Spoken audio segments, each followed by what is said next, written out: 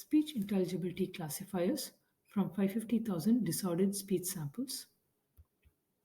In this work, we are interested in finding out how well speech is understood by a human listener. It's interesting for several applications. To determine if automatic speech recognition devices will work well for people with disordered speech, people with impairments could also use such a measure to monitor deterioration in their voice. Another interesting use case is to improve transcriptions for atypical speech. Data for this work comes from Project Euphonia from Google. This project is focused on helping people with atypical speech be better understood. The approach is centered on analyzing speech recordings to better train speech recognition models. Project Euphonia has over 1,000 participants. We took a portion of it where speech and language pathologists had rated the speakers on intelligibility on a 5-point scale as typical, mild, moderate, severe, or profound. The data consisted of over 750,000 utterances from over 650 speakers. We split this data into train, validation, and test splits. The participants have different etiologies. Predominant ones include ALS, Down syndrome, and cerebral palsy. In previous work at InterSpeech 2021, we studied a small portion of this dataset known as the quality control set, which had each participant saying 29 phrases with a variety of in distribution of phonemes, as shown here. In that work, we trained classifiers to predict intelligibility. We compared three classification approaches, a supervised CNN, and classifiers built on top of unsupervised representations called TRIL, and also classifiers trained on representations from the encoder of an ASR model. The ASR encoder model performed best. In this work, our goal was a publicly shareable model that was competitive with the ASR encoder model. So we tried a CNN with a learnable frontend.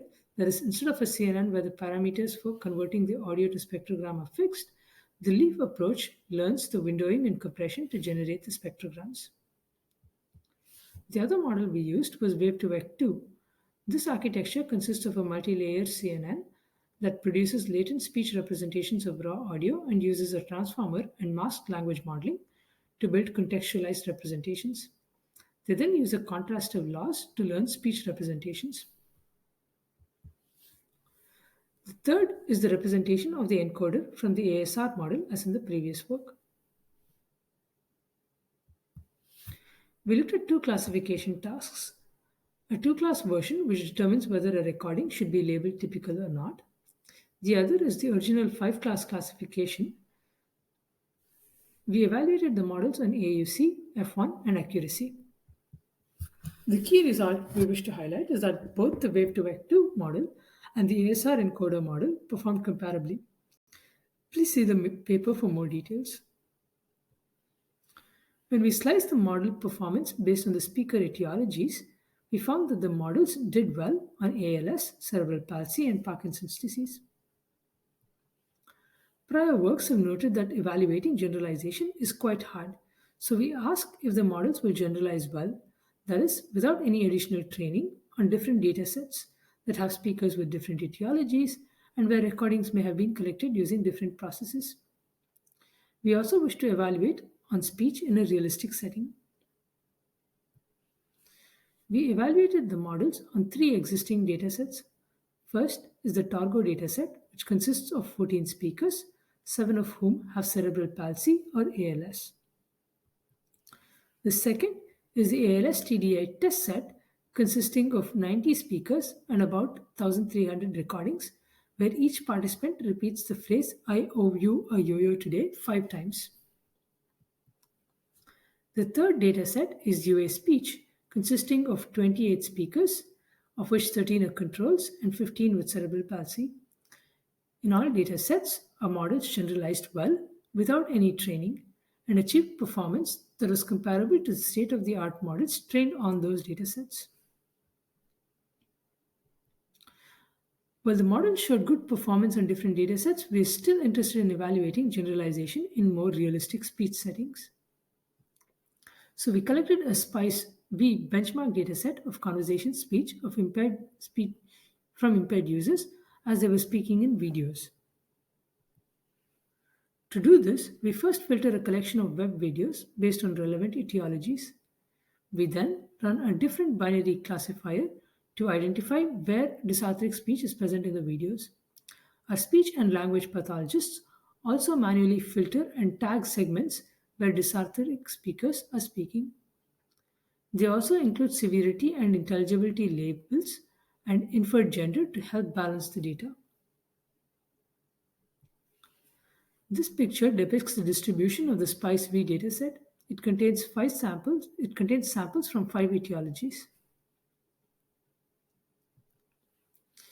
In addition to dysarthric speech, we collected speech from 76 control speakers from the audio set dataset. The details of this are mentioned in the paper. At the end of the process, we tried to balance for inferred age and gender of the control speakers as well.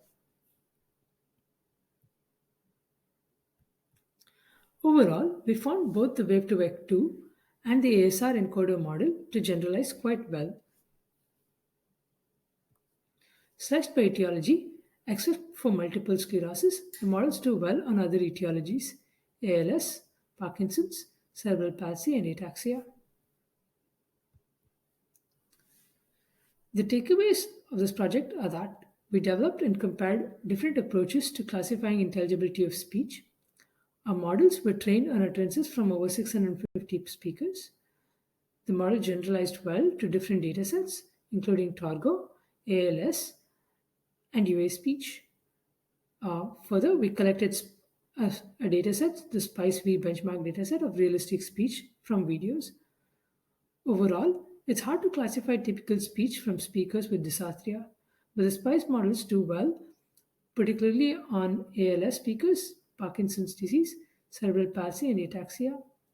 We share the SPICE Wave2Vec2 model on GitHub. Thank you.